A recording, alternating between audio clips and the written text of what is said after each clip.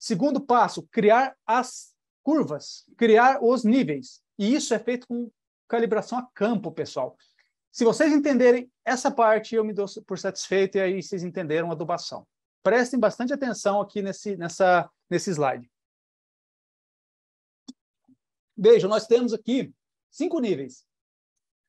Eu vou mostrar para vocês que agora teve a atualização do boletim 100, eles tiraram esse nível muito baixo aqui, tá? Não existe mais esse nível muito baixo. Mas o que nós temos? Esse aqui é do boletim primeiro, né? O primeiro boletim 100. O que nós tínhamos aqui?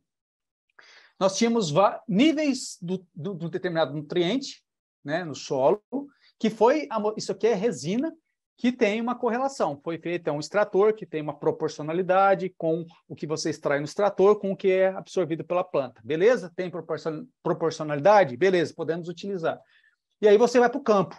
E aí você faz um estudo de correlação. O que esse estudo de correlação diz? Quanto que eu tenho no solo? Por exemplo, eu tenho X no solo. Qual que é a capacidade, qual que é a produção relativa da planta? Se eu não fizer nenhum tipo de adubação. Por exemplo, eu coloco a planta naquele solo com um determinado teor naquele extrator e quanto que ela vai produzir. E aí eu faço essa curva. E aí, com base nisso, pessoal, eu crio níveis no solo. Quer dizer, se eu fiz um teste lá e saiu X no meu extrator, quer dizer que a planta vai produzir 70% da capacidade produtiva dela, da produção relativa. Se sair até 1,5, quer dizer que o nível é 90% do potencial produtivo. De 1,5 a 3, quer dizer que eu vou ter... Se eu tenho 3, cheguei no nível 3, quer dizer que se eu tiver 3 milimol de carga por decímetro cúbico no solo, quer dizer que você tem 100%, a planta é capaz de produzir 100% do potencial produtivo. Tá? Então, o que isso quer dizer, pessoal? Se eu tenho 3 milimol de carga por decímetro cúbico de potássio, o que isso quer dizer? Que a planta não vai responder à adubação. Não adianta eu adubar pensando em produzir mais. Eu posso adubar pensando em não empobrecer o solo. Apenas o que a planta levou embora, para quê? Para eu manter esse nível 3. Porque esse 3 é ok, é aquilo que eu preciso ter no solo para a planta produzir 100% da capacidade dela. Eu não posso deixar empobrecer.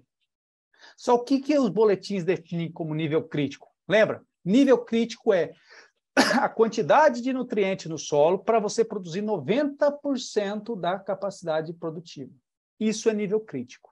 Tem alguns boletins que falam em 80%, tem boletins que falam em 100%, mas a maioria deles falam em 90%. Por que eles estipularam 90% e não 100% como nível crítico? Porque 90% é a quantidade no solo que você produz de forma econômica. Eles fizeram vários estudos de correlação e chegaram à conclusão que, quando eu vou fazer uma adubação de correção, eu não preciso, na minha adubação de correção, chegar ao nível crítico de 100 de uma vez. Eu posso chegar a 90, que isso é economicamente mais viável. E depois eu posso complementar isso via adubação. Adubação de manutenção ou adubação de exportação, até eu elevar esse nível para chegar nesses 3 aqui. Mas eu preciso ter, no mínimo, isso aqui no solo, para poder ter boas produtividades e complementar isso via adubação. Se eu cheguei aqui, a adubação vai ser responsável só por 10% da minha produtividade. O resto vai ser via solo, é o que tem no solo. Tá? O que importa é o que tem no solo. Então, a minha adubação vai participar de um pequeno naco da minha produtividade. Se eu tenho já em 100%, quer dizer que meu solo realmente ele tem capacidade de fornecer tudo o que a planta precisa. Por isso que é importante a gente saber, pessoal, o que significa esses níveis no solo, conhecer o seu solo, desculpa, e qual boletim que você está utilizando para fazer a adubação. Então, vocês concordam comigo, pessoal? Se eu tenho 3, eu posso não adubar, correto? Fala assim, pô, eu tenho 3, o solo tem a capacidade de fornecer para a planta, para que eu vou adubar?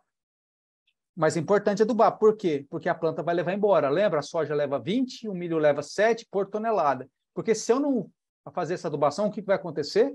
Vai começar a diminuir. E eu não quero fazer isso, eu quero manter isso aqui. Então, eu aplico aquilo que a planta vai levar embora. Certo? Mas eu vou aplicar só o que a planta vai levar embora? Não. Por quê? Porque tem perdas no sistema. Se, por exemplo, se a soja leva 70 quilos de K2O e o milho leva 50, 120, e eu aplico apenas 120, esse 120, uma parte vai ser perdida. Aí, por exemplo, se perdeu 20%, você colocou 100 no sistema. e a planta leva 120 embora, vocês concordam que você começa a ter um delay, um déficit de 20 quilos? Então, por isso que eu preciso aplicar perdas, quando o nível é muito próximo aqui, esse nível de 100%. Então, eu preciso colocar a eficiência do fertilizante. Quanto que vai ser essa eficiência? Vai depender do seu sistema. Tem sistemas muito eficientes que é quase 100% do que se aplica, a planta absorve. Tem sistemas que baixa eficiência e que você vai perder muito grande coisa. Então, vai depender do seu sistema.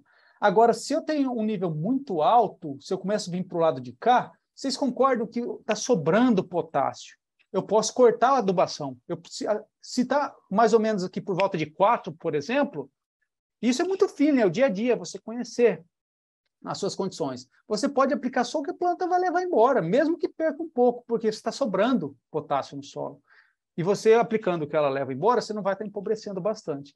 Agora, se eu estou perto de 6, você tem o dobro do que a planta precisa para ela completar o ciclo e produzir 100%. Não há necessidade de você adubar, pessoal. Por quê? Primeiro, porque já tem um monte de potássio no solo e a planta já tem mais do que o dobro do que a planta precisa. E você está jogando dinheiro fora com potássio, que é caro. Você poderia estar investindo em outro nutriente que estaria aqui, ó, que esse tem resposta com a adubação. Boro é um exemplo. Enxofre é outro exemplo. Muitas vezes a gente vê pessoal com fósforo aqui, nível aqui do fósforo, e o cara não abre mão de aplicar fósforo, mas o boro dele está aqui, o enxofre dele está aqui, e ele não quer comprar um fertilizante que tenha enxofre e tenha boro. Mas ele quer aplicar fósforo. Eu quero aplicar MAP, mas não precisa, ele está jogando dinheiro fora. Então, por isso é importante você conhecer esses conceitos. Então, em muitos casos, eu posso abrir mão do fósforo, até comprar um fertilizante fosfatado um pouco mais caro, porque não é o ponto do fósforo que me importa, e sim é o ponto do enxofre, é o ponto do boro que vão estar aqui. Vocês entenderam isso, pessoal? Vocês viram a importância de se conhecer os níveis críticos para você realmente fazer uma adubação mais equilibrada e uma adubação mais assertiva?